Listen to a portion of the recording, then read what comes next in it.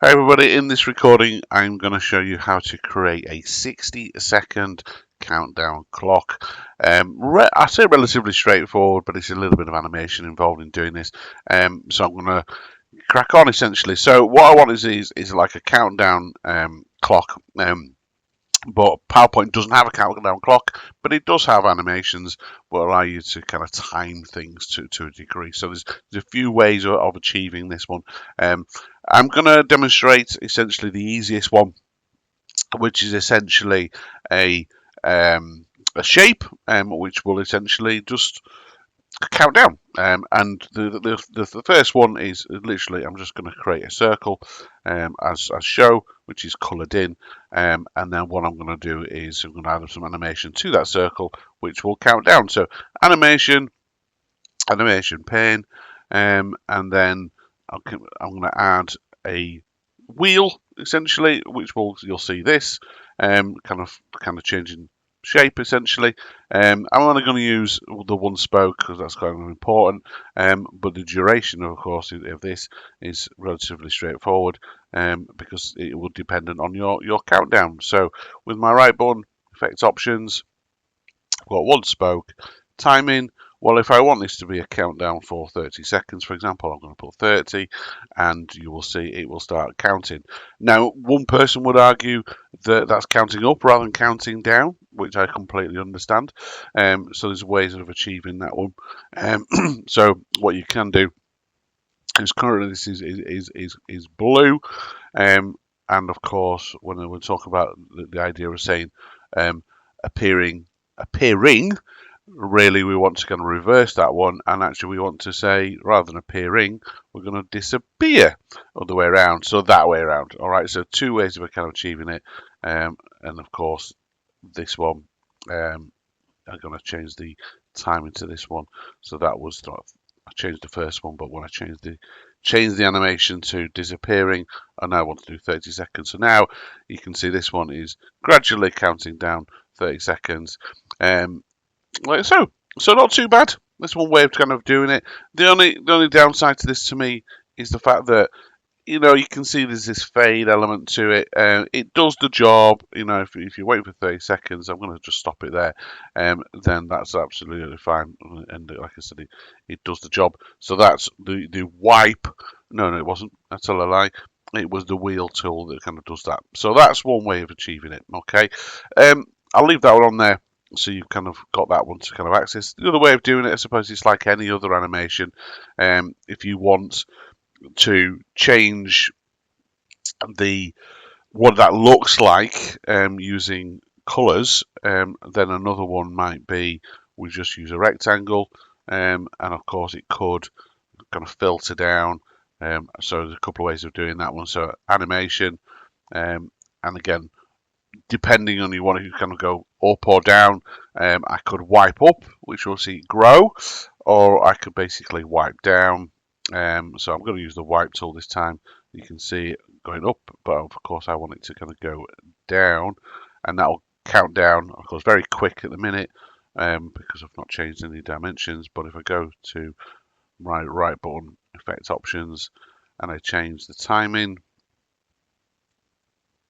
over here to around about 30 seconds now, and when I do this, you see it now counts a countdown from 30 seconds. So both of these are really kind of cool, easy ways to kind of produce some countdown animation, so to speak. But I did say I was going to produce a countdown clock, and that's what I'm going to show you now. So just wanted to show you those two first of all. Okay, so let's just stop those animations. Right, the next ones I've already half done for you. And that's more about saving time, really. But I'm going to explain to you what I've going to have done.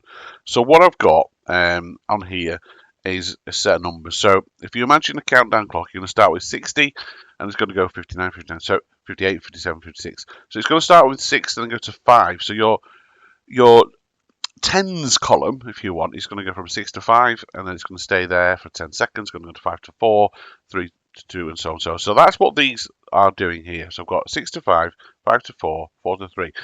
So it's going to start off by saying, right, 6 and 0, and then the 6 is going to roll up to a 5, and then of course following that I've got 5, 9, 8, 7, 6. So I've got some animation which essentially moves my columns up.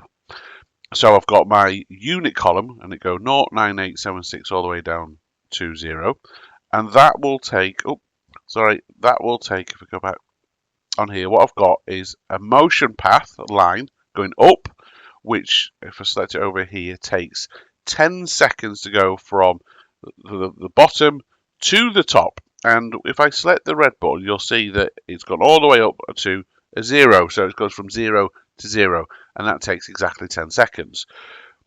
Because I'm doing a 60-second time frame, if I select my option over here, you will see that it takes exactly 10 seconds for it to move up, but of course I want to repeat a number of times. So I want to repeat, it's actually 6 times I want to repeat, isn't it? 60 seconds. So I'll repeat 6 times. So you can see that it's moving up each time, blah, blah, blah, blah, blah. And of course, when it gets to 0, what I want then to happen, and I'll stop at this point, I then want 6 to go to 5. No, in fact, immediately I want 6 to go to 5, because I start off at 60, and then a minute it goes to the next bit is 5, 9, isn't it? So immediately I've got my 6 goes up to 5, and then what I've done here is I say, well, remove it and introduce the next one, 5 to 4.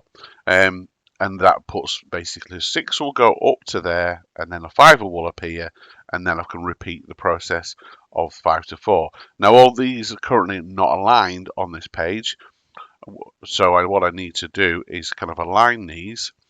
So if I just go to Home and arrange and align these to the right, so they're all aligned.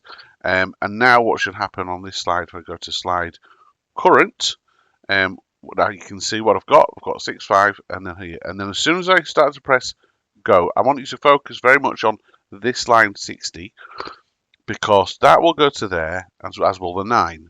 And what will happen is that will stay. And again, focusing very much where the 5 is, 40, 53, 52, 51, 50, 49, 48, 47. So that's what I've done. But of course, I don't want to see the bits around it.